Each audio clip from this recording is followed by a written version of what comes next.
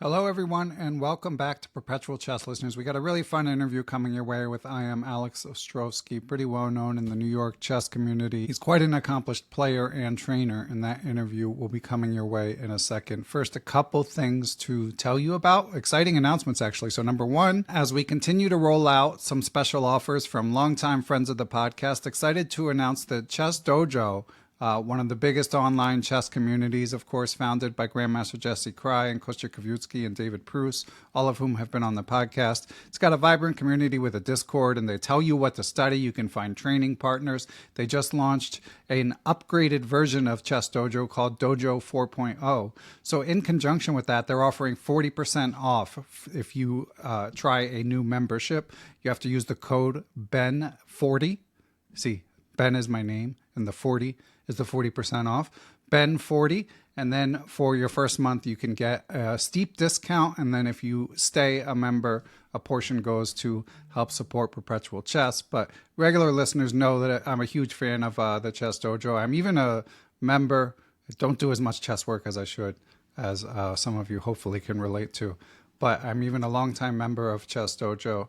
And those guys are doing great stuff. So if you want to sign up and check it out, the code is BEN40 and the link will be in the description. I also wanted to tell you about our longtime sponsors, Chessable.com. Of course, Chessable Pro offers a bunch of extra features, including access to short and sweet courses like one on the Nimzo and Bogo by friend of the pod, GM Eugene Perelstein. And because there's so much stuff in all these Chessable opening courses, these short and sweet courses are a great way to get your feet wet if you are or become a Chessable Pro member. But that's all the spiel I have for this week. So again, if you're looking to step up your game, you've got lots of good options. Let's get to the interview with IM Alex Ostrovskiy. And we are here with another guest who I have long wanted to chat with, long heard about, and finally having the opportunity to make it happen. He is a former Scholastic National Champion, New York State Champion. He's turned into a highly respected coach. He's also a commentator, often chipping in on Hikaru's Twitch channel. He's a tournament organizer,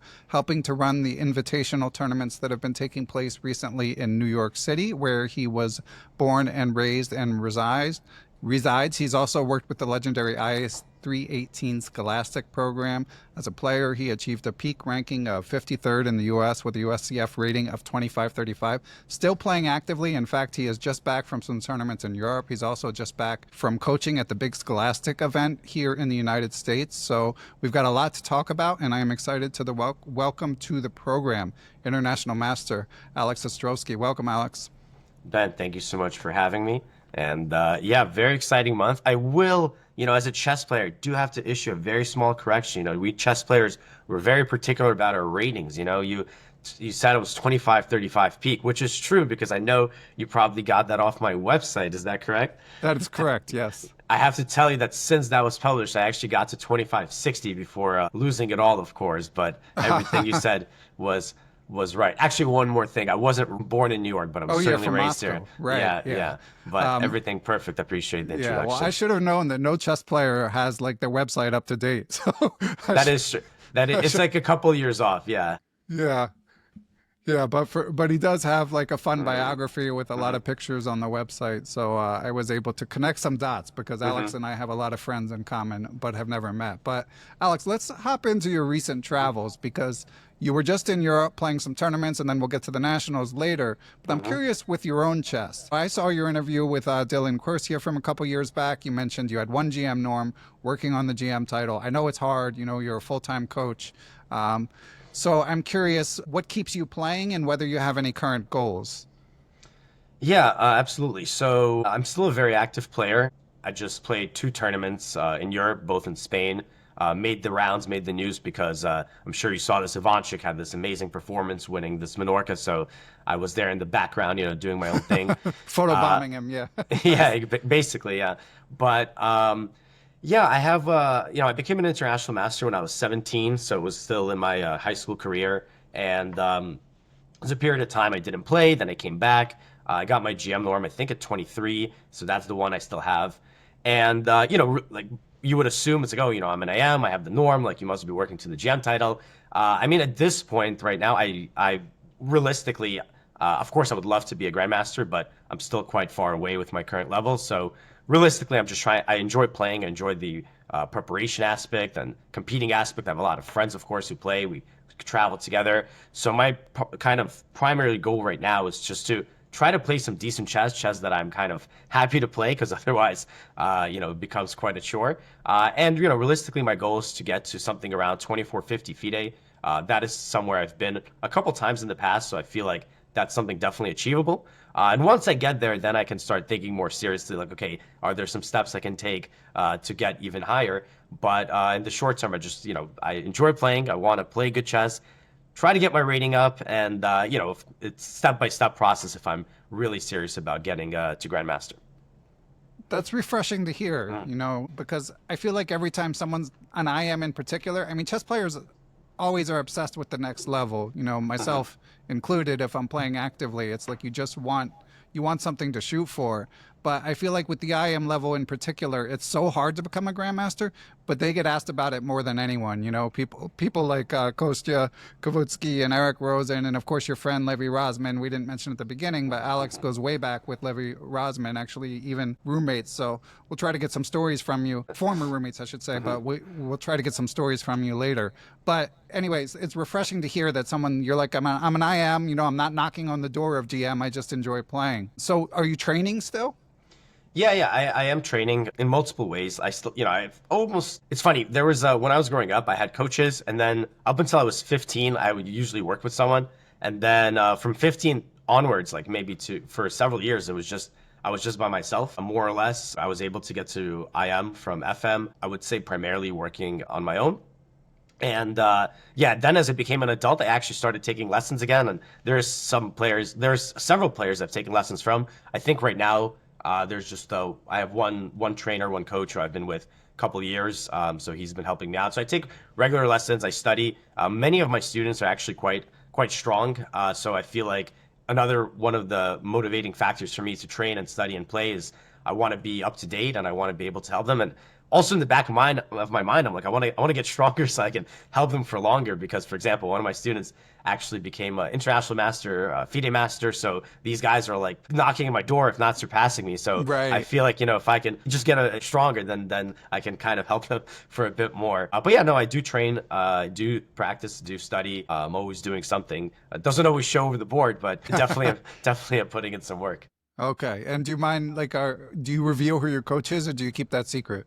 No, I don't mind at all. Someone I've been working with for some time. He's a Indian grandmaster. His name is Arjun Kalyan, not perhaps as well known as some of the many superstars. He's a young guy. He actually has stopped playing. He, I think, became GM at something like 20 or 21, and he was like, that's enough for me, and switched over to creating courses and teaching. So I think we've been working together for close to 2 years now, and maybe a year and a half. So that's one guy, and I've taken lessons from many people over the years on off. If you want, I can divulge those as well. But I mean, if there's anyone that made a particular impression, sure, but you don't have to reveal the whole list. I would say so. It's interesting. One of the other reasons I also like to do these lessons, I mean, I don't like randomly choose people to work with. I'm just like, I think this would be a good fit for this or that reason. But it's also interesting to work with I work with players 2,600 FIDE up, and it's interesting to see how they think. It's interesting to see how they approach the lesson planning and lessons. So I feel like I also take something away from that in terms of my actual job, let's say. Yeah, well, I was going to ask, I mean, because you still like to improve yourself, already, you've been over 2,400 FIDE, so obviously quite accomplished in your own right. A lot of, as you say, strong students nipping at your heels, but you've also taught at Scholastic programs where sometimes you have kids walking in the door learning how to play. So I'm curious if you have an overarching chess improvement philosophy, or is it more case by case as you climb up the ladder? Yeah, well, obviously we were chatting a bit before, we went live. I was in a IS-3 and obviously we have, I'm sure you've had Elizabeth on on the show, and she's amazing. And yeah, I came into IS-3 actually when she wasn't there. She was on maternity leave. So this was a decade back. So I kind of filled in a lot of those roles. I mean, you say, these guys walk in the door, they don't know how to play. That was Elizabeth's magic. She can take almost anyone. If you're interested in chess, from the 6th grade onwards, she will, obviously give you a tremendous foundation to get stronger. So primarily when I work with Scholastic players, I would say overall it was 1,500 plus with some exceptions. And obviously there's a big gap between 1500 and 2000 and onwards. And if I had to give if I had to pigeonhole an overall philosophy, I would say what I do with almost all the students, and we did this back in the Scholastic program, I do this privately. I kind of focus on three primary things. None of these things are magic. It's most important just to be consistent with them. It's things like doing tactics. Everyone who knows me knows I'm like huge chess tempo fan. This website where you can do that's like, to me, like the number one. Just my personal preference. So there's the tactics. I'm also, at least the way that I was kind of taught growing up and the way that I molded my own philosophy, I'm also very big on opening preparation, and I have my specific brand, I would say, about going about that as well. So openings, tactics, and just playing consistently, and obviously reviewing those games. So nothing that hasn't been, done in the past, but just doing these three things together consistently. And again, I feel like I do have my own kind of flavor on it, is the way to improvement from 1500 to 2000 and, 23, 2400 as well. And I do these same things, to be honest. So I really do believe in them. Okay, yeah, and I should just clarify, the Elizabeth we're referring to is Elizabeth Spiegel. She's very well known here in the U.S., and for those of you listening who've seen the movie Brooklyn Castle, featured as the teacher, it's a inner city Brooklyn public school that's won all kinds of national championships, and she and her team and John Galvin and many others have built this legendary program there. But any listeners who have not seen Brooklyn Castle, it's one of the best chess movies. But following up on what you were saying, Alex, about opening prep. So our mutual friend Meitan Pilatensky, I saw him at an event in New York, and he mentioned that your students' opening prep is legendary, he said. So what is it you're doing with your students? Like, are you giving them pat lines, or is it more like a thorough type thing? Yeah, well, shout out to Matan. I didn't know he's talking up my praise. Actually, he texted me. What's funny? He texted me this morning. There's this like Marshall Spectator. We have the Marshall Chess Club in New York. Of course, they have this like, I think, monthly newsletter. And he actually texted me. He was like, "Oh, that was like great prep," because there was like one of the games was annotated in the Spectator. That was one of my students played it, so he was asking me about some information about this variation. So kind of funny to you bring him up. A mix of both, to answer your question. Obviously nowadays, and I have, I know you've also had so many different guests, and they're talking about all their strategies and methods. So I did watch some of the episodes you've had in the past. Found them quite interesting / entertaining. Yeah, it's a mix, I would say. Like when it comes to you mentioned pet lines. I guess what I would say, my approach usually is trying to find like a very practical approach where I always look for something bit offbeat, a bit, something that's going to be like, the way I like to phrase it is that I want something that's surprising, aggressive, and easy to learn.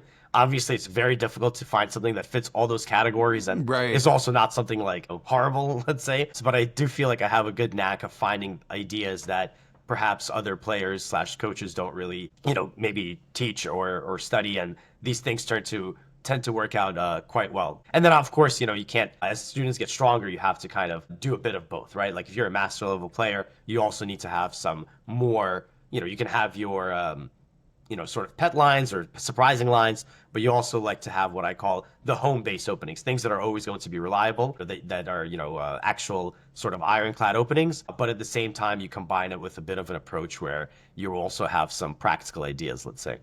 Okay, so in the examples you cited where you're trying to find more offbeat stuff, is this sort of like targeted prep where you'd give someone a specific line, or is it more you teach your students a whole repertoire, but the lines that they play are more offbeat?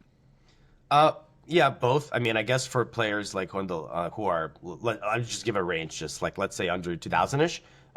Could be just like a whole repertoire that's like based on lines that are a bit more unexpected, whereas of course, I also have students who are playing like invitational events and these norm events where you have the opportunity to prepare for your opponents in advance. And that's where you can also do a little bit more targeted work in that regard.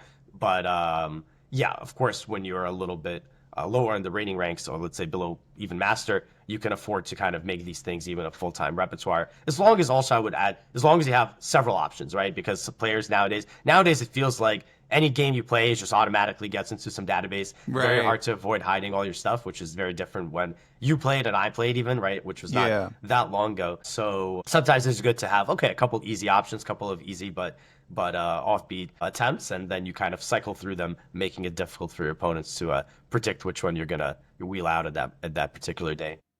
Okay. And as someone, obviously, with the work you've done as a trainer, you've seen so many people improve. And the role that opening should play below the 2000 level is hotly debated here on this podcast. And I would say it's a little bit different for kids than adults because adults really have to take time into consideration to a greater extent, the time they invest in learning openings. But how important do you think openings are below the 2000 level? I find it quite valuable. I know it's been debated like forever, right? Even Right. before it's like, some coaches are like, you got to study the end game, right? That's all that matters. Right. I'm sure you've heard that. Meanwhile, we can't make it to the end game, for example, but I digress. Nowadays, there's this massive, Chessable resource, which is something that we never had before. Like information is just so accessible.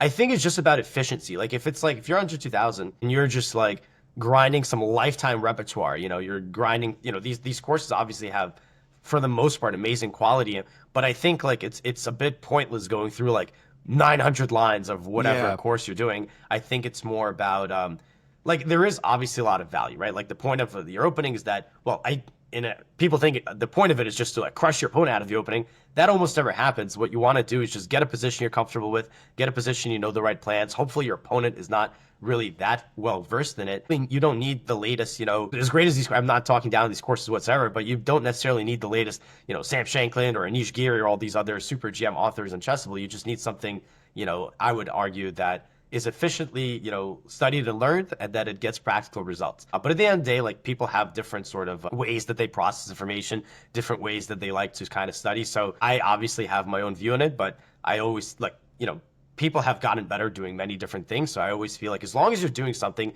that you actively feels like improves your chess, then it's fine. You shouldn't just be doing something, oh, well, I saw this guy did it, or I saw like this is something recommended. If it doesn't work for you, then it's not, you could be doing any method and it's not going to be effective.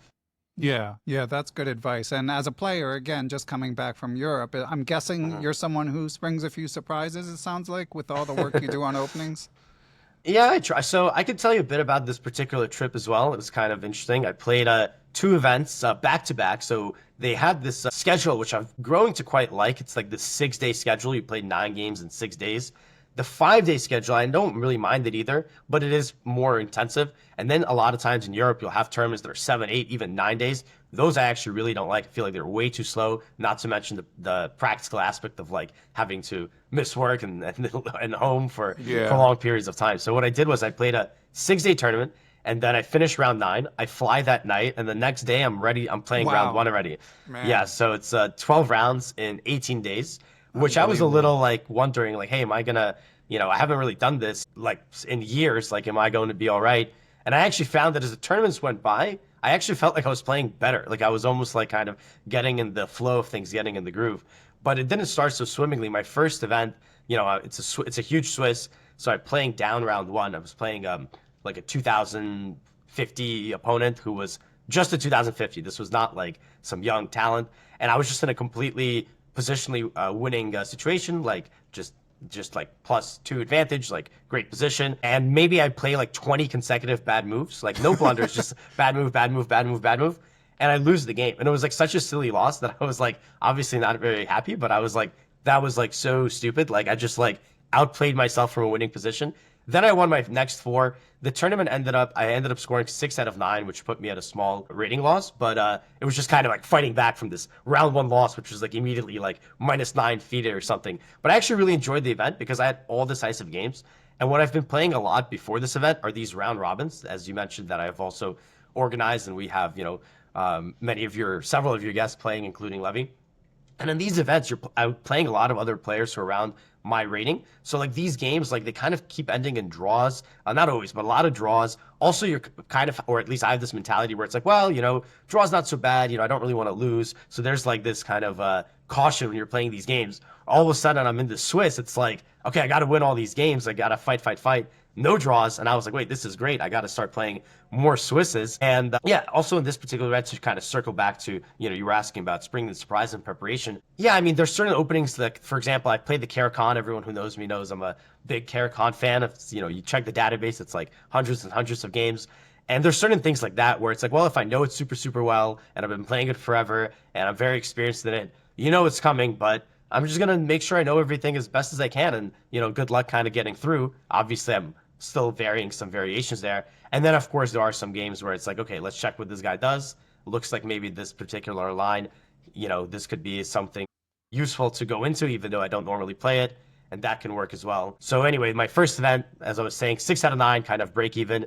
Next event was actually went quite well for me. I got a chance to play against 5 grandmasters, so usually, playing up means I'm doing something right. And I managed to score 1 win against them, 2 draws, 2 losses. But both of the games I lost, one of them was against the American prodigy Andy Woodward. Both the games I lost were like 100-move games that were like drawn end games that I failed to hold. And then one of the games I drew, I was totally winning as well. So I wasn't fully satisfied, but it kind of felt like things were moving in the right direction. Like these points, I could even get more points. And then the tournament was over. Right. And do you have anything on your calendar? Yeah, so I'm thinking in June I'll play some maybe Philadelphia International, be in your neck of the woods. I don't. Looks like I'm in for a very busy summer in terms of coaching, so I definitely want to get something in for June because I think I have to take off like 2, if not 3 months from any realistic playing or maybe even studying. So definitely want to sneak something in for June. Are you doing camps or like why is it particularly busy? Yeah, a mix. So actually, one of the things I'm doing is the U.S. Chess School, which we were talking about before going live with Greg Shahade. So yeah, we've been doing he's been organizing a yearly U.S. Chess School camp in New York. So I think I taught it for the past at least 3 years, if not more. So we have one this summer. Very exciting. Looks like the invitations were going out. Looks like there's going to be a really really strong group, and this is the camp. Obviously, but in case any of our wonderful listeners know, you have this invitational camp for the top junior players in the country. And then there's also like Pan American Championship, North American Championship. There's these championship events coming this summer where I'll have lots of students competing. So I'll be going there and making sure they, to spring those surprises, on all the unsuspecting opponents. That's fun. Yeah. Yeah. Shout out to the U.S. Chess School and to Greg, who won't listen to this, but that's okay. Yeah, they're doing amazing work. Greg raises the money himself, and yeah, has been a huge part of the development of people like yourself and so many strong young players. I'm curious, as someone like you, Alex, when you go to something like the Pan Ams, like when I interview Jan Gustafsson, he jokes that I'm always trying to figure out how much he's getting paid. And I'm not trying to figure out how much you're getting paid, but I am curious, like, do the parents chip in, or do you just say a bunch of my students are going, so I'm just going to be there? Like, I'm not curious how much you're getting paid, but like, how do the logistics of payment as a fact work? Sure. So I went to the World Championship in 2023. I went with some students. Also, the championship is like super like the World Youth Championship, I should add, of course. It's super long. It's 11. No, sorry. Yeah, it's 11 rounds. You also have a rest day. It's like 1 game a day. It's also like in the fall, which is always awful. When I was a kid, I only managed to play once because you just miss all the school. Like it's like Right. when I did play it, I like really came back. I was massively struggling with school. I missed like over 2 weeks, so that was a big issue for me. And Vietnam, so it was pretty cool to travel that far, but very difficult as well. Anyway, so I did go. I had a couple students playing. Also, their parents did not go with them because they're like, oh well, we'll send Alex, and it'll be fine, which it was. And one of my students actually won the bronze medal in that event, which was a great accomplishment. And yeah, they just chipped in, and I was like, well, look, this is how I have my flight, my hotel, and also this is how much the coaching fee is, and it was just split by the parents, and that's kind of how it goes. Okay. And so we've mentioned a couple times, you're also helping to organize these invitationals in New York. Obviously, Peter Giannatos down in Charlotte has been doing a bunch of them for years, and in St. Louis, they occasionally have invitationals. But it was a glaring need in New York in particular. Is that why you and who are you working with on that, by the way, and why did you start them? Yeah, sure. I'll tell you the whole rundown. So yeah, shout out to Peters and also Grant Owen, who was there Yeah. at the time. I played a lot of the Charlotte. I mean, those are the events that we basically at some point. I feel like those were maybe even the only round robin events we had in the United States. Maybe there were some one offs here and there, but they were consistently running norm tournaments. And I believe when I was very active, I don't know. I think I played in Charlotte like 15 times, and most of those, of course, were the norm events, and they were always, well organized and a great experience to play. And I was always thinking like, man, this is kind of ridiculous. Like, I'm playing 6 guys from the tri-state area that you should end up playing the same people over and over. So I was always thinking we should definitely have them in New York. We have a lot of, young promising players. We have local population of grandmasters and foreign international masters and grandmasters who you need to organize these Norm events. So it was always like in my mind, I was like, this should be something we do in New York. 2022 is when we started. A good friend of mine, his name is Keith Espinoza. We were actually neighbors for some years, and also we did we worked on his chess, and he also has his son Pedro Espinoza, who's now a very strong player, like 2350, and I worked with him for a long time when he was a kid.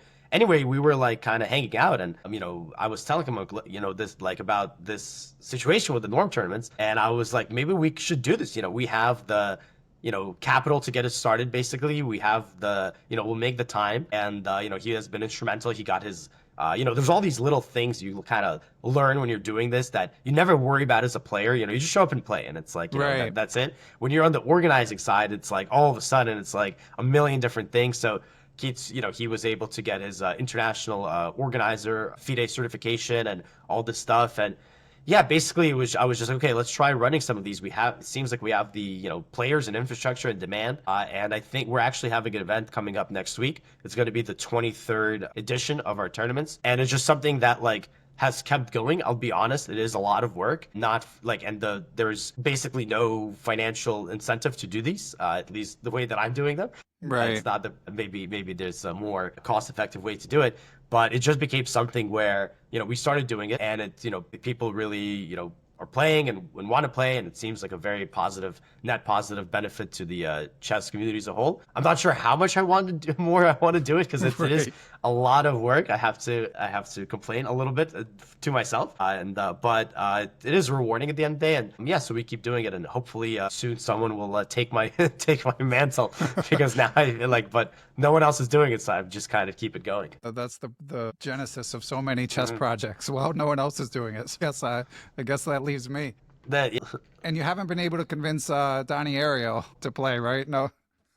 So, I don't know if I'm trying to convince him. I just kind of sent him an invite. And by the way, I really enjoyed that episode, especially the fact that you and Jan were pushing back against, his some of his claims, which I definitely enjoyed.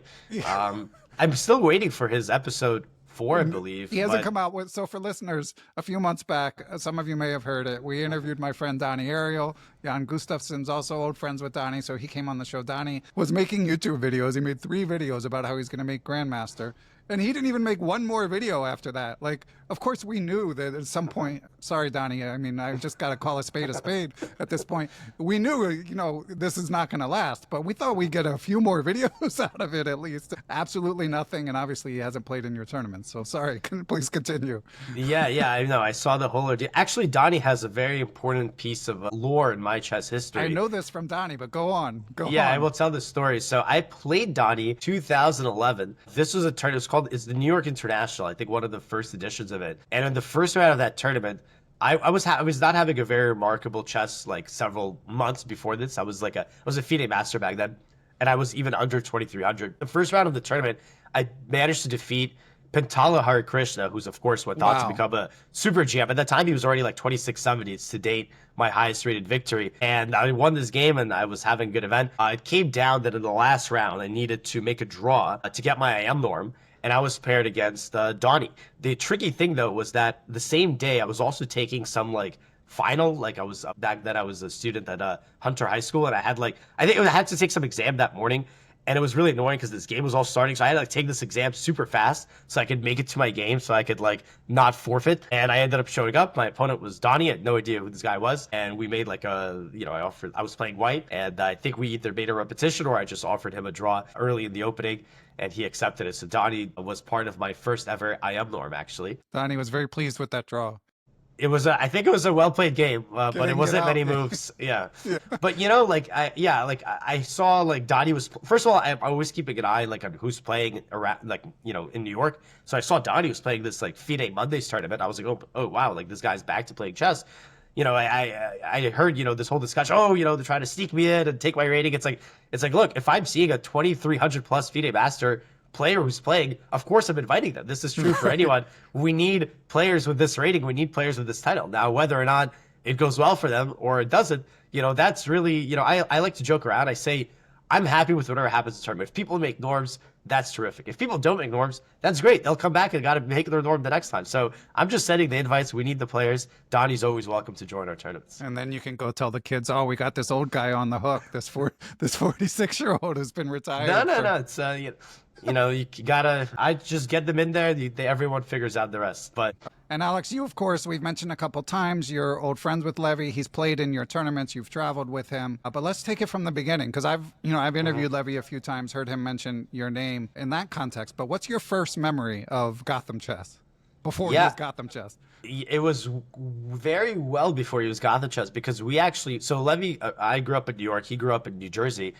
So we're not too far away. I believe we first met in 2003, which is, we were 6-7 years old at the time. And so, it's one of these things where you don't actually have a memory of it, but because other people talk about it, they kind of fill in the blank. So me and Levy, we actually played each other twice at the Right Move, which is something I'm sure you're familiar with, and is the whole chess in the schools. So he beat me both times, but I remember my dad was upset with me, not because I lost the games, but because me and Levy were fooling around during the games. I think we were like trying to take off each other's shoes under the table or something like that. And he was like, "This is why you're losing. You're like taking off his shoes instead of like trying to focus on the game." So we knew each other from a very young age, and we have kind of a similar background. Both kind of have a, let's say, Soviet parents, right? And so we have this kind of thing in common. And yeah, we were pretty good friends from an early age. We had like play dates and stuff. Oh wow! And yeah, so we knew that was the first impression. Apparently, him beating me twice in these tournaments and me getting in trouble. And yeah, so we've known each other since we were 6-7 years old. Obviously, we're going back over 20 years, and during that time, we've been in many adventures, many travels, and all sorts of things have gone on, as in most long-term friendships. I wouldn't really say we were roommates. It was more like me crashing on his couch for like a month on several different occasions. But yeah, we definitely spent some time. We traveled together to many tournaments. We had a Europe trip at some point. So yeah, definitely go back quite a bit. And when he was just getting into streaming, you were around, right? Like you were occasionally on the stream. You guys were collabing some. Is that right? Yeah. Actually, I always like this, like a funny trivia I like to throw out. I'm like, the first person who ever streamed on the Gotham Chess channel wasn't even Levy. It was actually, he wasn't even in New York at the time. We set up this channel. It was us and another mutual friend, and we set up this Twitch channel. This was back in 2018, so we're really talking about, compared to now for sure, the infancy of this whole online creators. Of course, there were already people doing it and original creators, but this was kind of still in the early days. And yeah, I was always like, I was sometimes the stream together, even I think a couple of years back where there was the Pro Chess League. We had the Gotham Knights, which of course was the Levy's team Pro Chess League. I was the manager. We did some commentary. So I was, on and off. I was always around in some capacity. But I remember from the very first day when we, it was exciting experience. We're streaming. It was like the middle of the night. There's people in the chat. You're talking to these random people. And I remember they were asking, "Oh, like, are you going to be doing this?" And I was like, no. We're keeping the seat warm. We got this guy, we got this friend, Levy, he's going to be awesome at this. I'm just keeping the seat warm till he's back. And then of course he, that's how his origin started. So you thought he was going to be great at it from the beginning?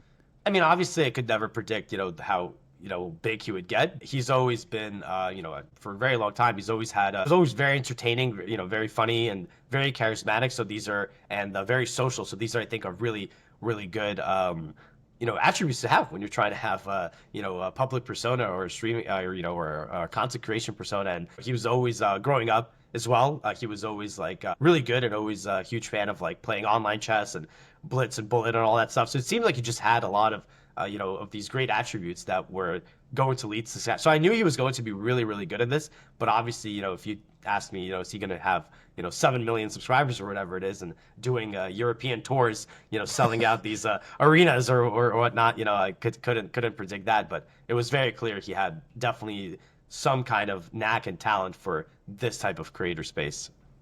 And was there any like particular moment that stood out to you where you're like, I can't believe that my friend is doing, such and such? It kind of Not really, because it's like, we're always like talking, hey, you're hanging out and talking to this person every day. Like it's just kind of, it's not like all of a sudden it was like, I'm talking, Mr. Celebrity here was, and especially if you recall, or if you know, like he really kind of was exploding during 2020 when, of Right. course it was COVID. And I remember he was telling me, he's like, this is like, wow, like this, like, this YouTube is really growing and people are watching. And he was working really hard, creating all his videos and making sure he was pumping out lots of great content day by day. And it never like really registered. Like he was like he would get to like 100,000, 200,000. And it was Yeah. like to me, it's like the same guy that I've known since we were like 6 years old. So there was never this one particular moment. But I will say, like when we hang out anywhere, like in New York, we'll kind of meet up. Hey, let's go play some squash. Let's go play some tennis. I'm like a little bit of a, I joke around. I'm like his secretary / security, because people just, hey, are you Gotham Chess? And it's like you get stopped quite often. And so it is, it is pretty, when you see that, you kind of, I guess it's more of an understanding, like, okay, this guy's really, really, popular now, I guess. Yeah. And we were like, quick one, we were like sitting in Madrid. We were playing a tournament last year where Levy made his comeback to chess and had this amazing event where he almost got his norm. And we're just like hanging out in the McDonald's. It's like, and then some guy just comes up to it. He's like, hey, are you Gotham Chess? And then I was like, yeah. And the guy's like, oh, isn't this like crazy? Like, you're getting recognized in McDonald's, in Madrid, So that's kind of like, yes, that was pretty cool to see. But yeah, never one particular moment I could say Okay. that I kind of saw it coming. Yeah, but to your point, I was going to say there's something about the chess culture in New York where it doesn't surprise me that he gets recognized everywhere. But yeah, in Madrid, that really brings it home. Although obviously Spain has a rich chess culture as well. And Alex, I got to ask the hard-hitting questions here. Do you have any embarrassing stories you can share about Levy? I mean, plenty, of course, but none that I could share. Plenty of stories, but they, maybe, when we write a tell-all, story in 60 years or something. No, nothing terrible, of course, but of course, we've been up to some shenanigans, as you can imagine. Right. And one thing that impresses me is like he's obviously very ambitious. Like Levy's had all this success, presumably done quite well financially, but he still really grinds hard. As like a longtime friend of his, does that surprise you?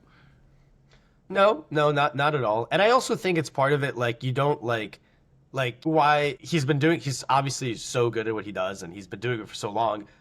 I'm sure, first of all, he enjoys it, I'm sure. And second of all, why, there's no reason to stop, right? It's like if you're already doing, you got this well-oiled machine, you're going to be, but I am definitely, it does seem like he continuously takes on more and more, he could just be doing YouTube and that's it, right? But Right. it's like he has, his website and he's, does these, these tours, right? And then all sorts of stuff. He's writing these books and everything. I'm sure I'm leaving some things out. So I do find that definitely very impressive that he's not just, continuing doing, what the particular, and there's always other things, like little things that I don't even think about, like, oh, all of a sudden he's doing these TikToks and this and that. And so he's really seems to have a lot of ambition in terms of building up all his, I guess, brand at this point. And I always try to get him to play. I always like it when he plays, but tournaments and not, I don't just even mean my events, although that's also great, just in general, because, I travel a lot and play. We have mutual friends.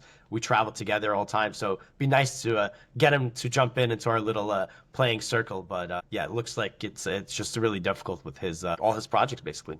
Yeah, and I think with the whole public facing thing and his project around pursuing the GM title, as he's talked about on his channel, it just adds this layer of stress that might make it less fun. But so on the story front, I went through your website. You did some training sessions with Kasparov when you were a little kid? Yeah, I think they still have something like this that's a bit different. When I was growing up, they had these, like Kasparov training camps, and they were pretty cool, especially if you've never met Gary. Of course, that's amazing. So he used to come to New York for 2 days, if I remember the details correctly. Michael Hardakovsky, who's I actually ran into him recently. So he's in the Kasparov Chess Foundation, so he would, I think, get the invites out to the top junior players in the country. So I remember some of these things I went to. Sam Shanklin was there. I think Ray Robson was there. Maybe, I mean, he definitely was there at some point, I'm sure. But anyway, like just to give a sense of the other people who were there. And what it was that you spend 2 days with Kasparov. It's like a group of maybe 12 players, maybe more. And you show him your games. I think when I was there, you showed him 5 games or something like that. And people, like, it was a little scary. You know, you got to go up there, you got to show Gary your games. He's gonna, you know, if there's something not good happening, he'll let you know about it. So I have a very vague memory of this because I was have a memory, but not the chess part. I actually don't really remember that well. I just remember meeting Gary and it being pretty cool. And I think I went when I was 12/13 years old and maybe 14. But that was the session that I attended. A few people I've interviewed have been to those sessions and told stories. I know Daniel Naroditsky did, and I'm drawing a blank who else. But also on your website, so I was looking at, you know, you've posted different top 50 lists through time, the top 50 list, top 50 players for a given age within the United States. And you were like, you know, I definitely remember a number 2, like you were always up there for your age. I actually, like, I was looking for Levy when I was reading it. Is he your year, or is he's on there? Maybe I cut it off just before his name. Fired. You know? No, but no, he was always up. So I'm born January 1996, and he's born December 1995. So we're okay. You know, I think we were actually in like different grades because, but we're actually only a month apart, and actually even a month apart in terms of age. And also, you brought up Donny. Donny's also 1996. Speaking of these lists, I got to tell you, growing up, I was in this pickle for years. I was very, very often number 2. Like sometimes I would drop below, but at some point I was always number 2. And the reason is Daniel Naroditsky, he was always number 1. Right. And but he is a bit. Actually, no, I think Daniel's 95. Sorry, he's not 96. I think he's 95. So he's a little older than me as well. I think he's November 95. So what would happen is, for one rating list, he would disappear. He would go on into the void of the next list. But just as he disappears, there was this other player, maybe you heard of him. His name is Darwin Yank. He was from Texas. Yeah. He ended up becoming a grandmaster. And he was born like December 96. So he would rotate in to replace Danya. And they just took turns just keeping me from number 1. But this story does have a happy ending. When I was 17 years old, the USCF changed like the day or the week that they do these lists. And what ended up happening was I finally got to number 1 because there was a list where, so I was number 1 twice at 17 and 18. And it was a very specific like January list or something like that, because Danya and Darwin were like 1 year above and 1 year below, and I got to be number 1 for 17 and 18-year-olds. That's funny. Did you know? Were you like waiting? Did you have it all calculated, like waiting for that particular list? Or I honestly, I was like, it wasn't like a huge deal. Like I was like, oh, it's funny, I'm finally number 1. But I mean, at that point, I was already like an IM and trying to. There were other kind of goals in mind, but it was nice to, you know, because I've probably been number 2. Like over 100 lists or something like that, because I was number 2 as early as when I was 8 years old, which I also remember because I was only 9 points from number 1. So I do have these memories. So it was nice to, you know, just kind of check that off the list, but it wasn't super meaningful because I never passed those guys. It was just like they changed the week that the rating list was coming out or something like that. And you mentioned in your interview with Dylan Quercia, like part of the reason you became so good is that your dad is like an expert level player, and you kind of learned through osmosis and then through lessons from him. And then, of course, growing up in New York, you have an unusual opportunity in terms of like how often you can compete and how easy it is. But were you studying? Like, were you self-motivated as a kid? Or was it just you got to play all the time and work with your dad sort of thing? My dad would definitely say no to that question, but no, he was super helpful. Obviously, at some point, I mean, he worked with me a little bit when obviously he helped me he taught me about some of my first openings. You know, we used to have this like super old, like he's like Soviet book. You just like the notation, I couldn't like read it at all because the notation was in this weird table. So he would just be showing me stuff, but he did, sacrifice a lot of time, just taking me to all sorts of tournaments and traveling around. I remember he actually had this, he took this very flexible working hours job where they were just like, yeah, as long as you do all your stuff, you can just work whenever. And he was like, perfect, now I can go to the Marshall all the time with my son and then, go to work at, 2 a.m. or whatever. But so he obviously, both my parents were extremely instrumental in my improvement. But yeah, I would say like I definitely didn't study a lot growing up, but there was something, when I would say started being self-motivated was I went, as I mentioned, to the World Youth, and I had just a disaster of a tournament. And up until that point, like things were going pretty swimmingly. Like I won nationals, I won the North American. Like, you're kind of a kid, you're always winning stuff. You're always like, getting better. You just assume you're, going to be grandmaster at some point, which I assumed for a very long time. And, then you have this massive setback. So I remember I got home and I started ordering these books from like the USCF sales website, I'm pretty sure. And my dad would just, I'd be like, I need these 11 books. And my dad would just order them and I would just start reading them. It would be books either like, I would start reading these like opening books. I remember these Everyman Chess, like starting out, like, so I started learning openings by myself. I read like all sorts of random books, like not random, but I read like American Grandmaster, which is I think the book by Joel Benjamin. Yeah. I read like the Soltis book and like the history of US championships. Like I started just reading all sorts of chess, like both like chess history books and chess sort of instructional books. And that was also, I think, one of the periods of time where I had one of my biggest runs. I was like something like 2000, like I dropped from 21 plus to like 2050 almost. And then I rocketed to 2440 in, I believe, like less than 2 years, this 400-point gain from 13 to 15 years old. But that was the moment I think I really started taking chess a lot more seriously once I got kind of smacked upside the head in this tournament. I think it's common, like when you're a teenager, it can kind of go in either direction, but it sounds like you accelerated rather than like your friend Levy obviously famously took some time away around those years. But then you did step back a bit when you went to college, right? Yeah, because I also got to IM the summer before my senior year in high school. And then, the senior year, you gotta, do all the college apps. And I think I even like retook some standardized tests maybe at some point. So it just became very, very busy. And I definitely don't remember having the motivation, like, or the thought process of like, oh, now I go because I didn't just make IM. I was also like 2440 FIDE. So I was like, right. I was kind of like not that far. I remember I was like ranked 70th in the world for juniors. So, but yeah, I didn't have that motivation at that point in time. I was trying to focus more on like academics, went to college. Yeah. I even like, I was like at some point, like I got invited to the US juniors, which is of course the invitational top 10 prestigious event in St. Louis. And I actually declined one year. I was like, oh, I'm taking all these summer classes and I can't attend, which looking back, I'm like, what the heck am I doing? But I did accept 2 other times. I played that event. So yeah, I still continued playing chess. Like I like to say that I was like, retired during those 4 years of college, but I actually still played quite a bit looking back at it. But I just remember just it being like not really taking it seriously. Just like, oh, I'm playing, playing some tournaments, having some fun. Right. Until I decided, wait a minute, like I should probably try to get to Grandmaster. Did you go to college in New York, or I just went to actually me and Levy went to the same school, so we were college. Wow, well, we weren't really roommates, like brothers from another mother.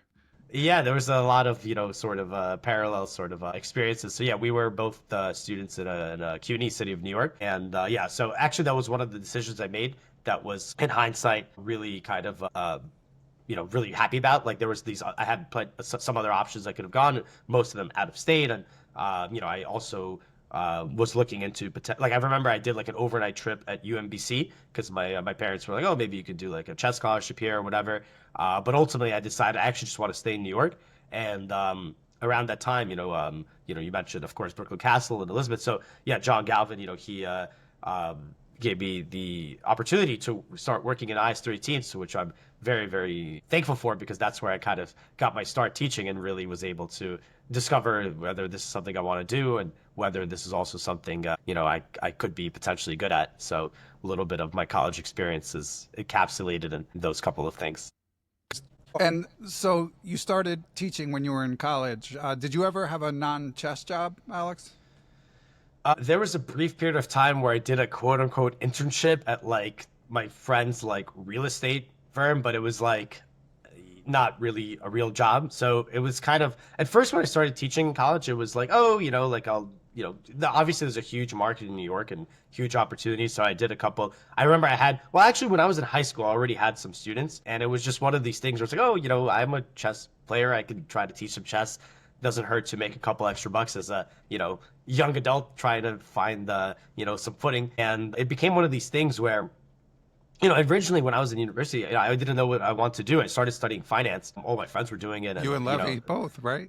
Studied the same thing too, yeah. I think he ended up doing. I think maybe we jumped around. We actually only ever had one class together. It was it was actually a law class that it was called Special Topics in Law, and it was about daily fantasy sports. It was like the early days. There was like all these legal battles, so that was quite interesting. We had some fun time in that class, but I digress. So yeah, it was like I started like teaching, and then I kind of you starting to make some income from this, and I started kind of enjoying it more and more. And it became this thing where I'm like, well, I don't really want to do like other work because I feel like I'm making so much more teaching chess. So I kind of never really pursued or even tried for other stuff at some point.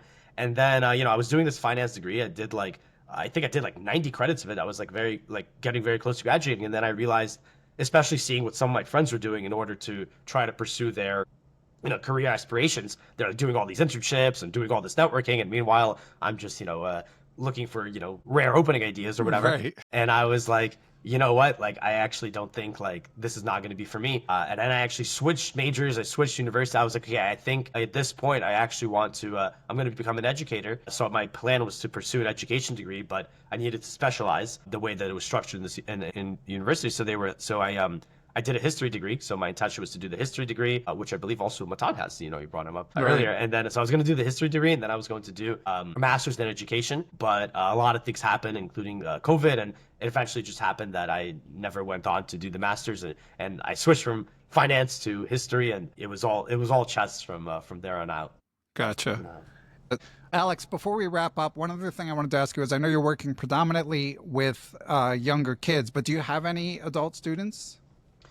Yeah, I do. Most of my students are Scholastic. My adult students, though, with maybe a couple of rare exceptions, are not really competitive chess players. Though they're more casual players, though.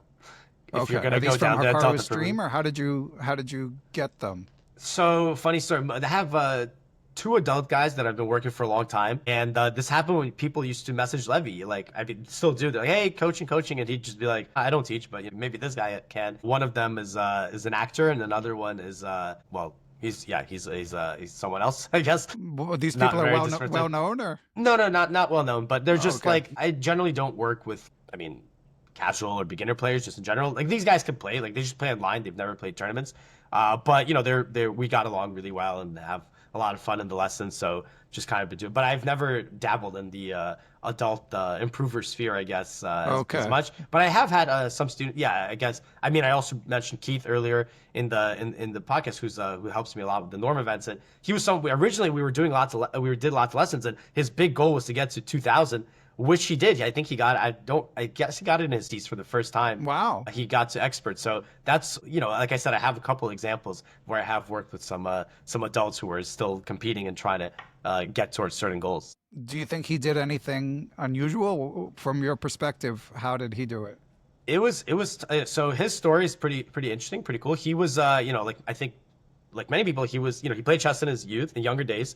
I think he, I don't want to mess this up, but I'm pretty sure he won the Florida high school championship at some point. He definitely has a newspaper cut out of that. So he was like, maybe like a 1,500 player in his youth. And then he stopped playing for a very long time. And then here comes along the kids. Kids are interested in chess. 20 years later, you start picking it back up. So he came back after a long hiatus. He was around the 1900s. And I remember, this was, getting to expert was a big challenge. What he did, just very, very consistent. Keith had this one tournament. He still plays it to this day. Got these weekly Marshall tournaments going on.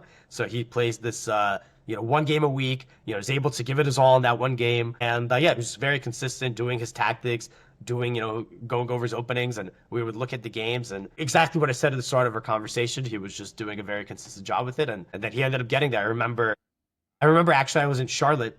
This was 2019. I was in the middle of my GM Norm event, and he won his game. And he was like 4 out of 4, and we had a discussion whether or not, or he was like 5 out of 5, maybe even. It's a 6-round tournament, one of those things. And we were like, do we drop out? Like, you're over 2,000 right now. Do we drop out? And we ended up agreeing that he could drop out of the event, even though he was leading it. And then he secured, I think it was 2007. So that was a pretty cool experience to be a part of. That's excellent. And did he play again, or was it a total mic drop? I know people get tempted when they make that milestone. He's still playing. He played, what day is it today? Wednesday? He's playing tonight. This is the Wednesday night tournament. He has been playing it for years and years and years. So, yeah, we're trying to get back up there. He got there, and I think he was in the 90s. Then, rating dropped off, and trying to get back up to the old glory days. But yeah, nice. still playing, still competing. Aren't we all? Yeah. And you mentioned obviously you're playing a decent amount, trying to get in this tournament in June. Do you manage to train every day, or is it more like touch and go? Obviously, you're doing a lot of chess.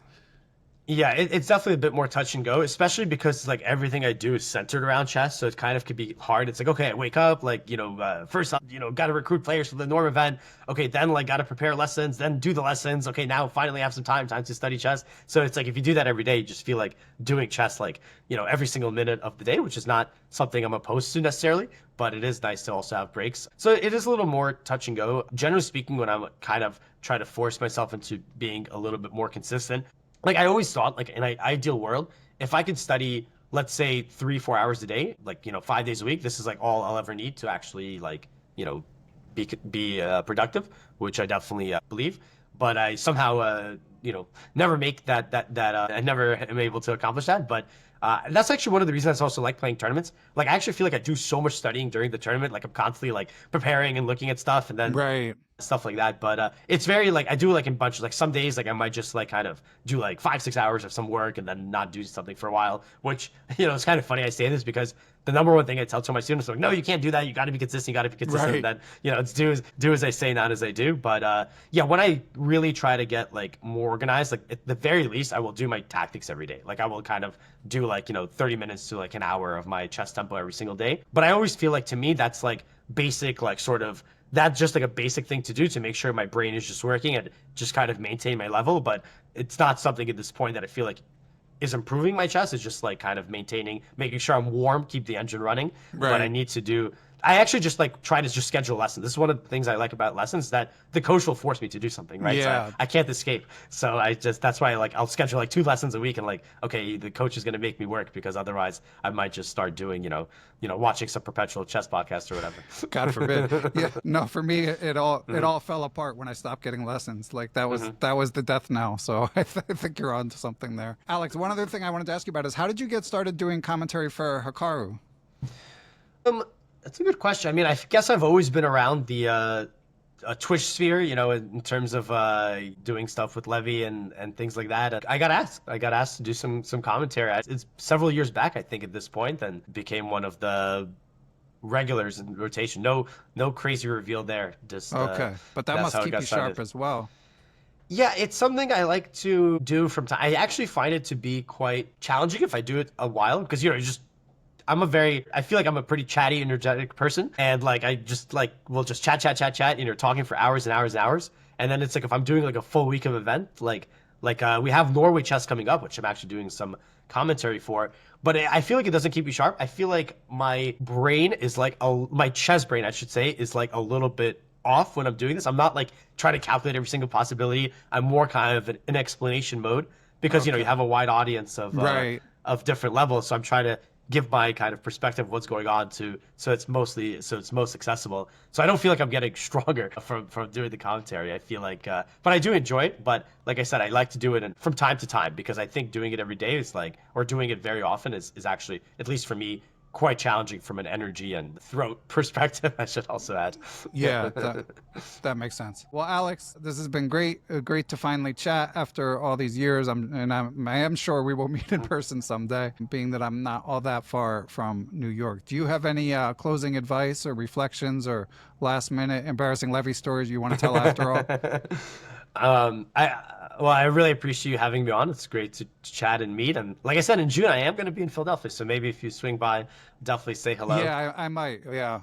Yeah, maybe maybe I'll make a deal. I have to think about it to see some good stories, and maybe in the future, if I am able to come back on, I will be ready to reveal all the Levy all the Levy lore you could want. But yeah, last in terms of improvement advice, like I said earlier, I really think consistency is key. I always tell me you don't have to do a lot. Like, look, you make a realistic number. Like even if it's 30 minutes per day, and the thing is, if it's something you actually care about and want to do, you're always going to find time. There's certain things in our lives that we just don't skip, whether some people say, oh, I always go to the gym. Oh, I always do my homework, right? Even something as basic as that, you don't skip it because you find this, kind of value in it that you just can't miss it. So you have to put chess, if you're serious, you have to put chess in that kind of category as well.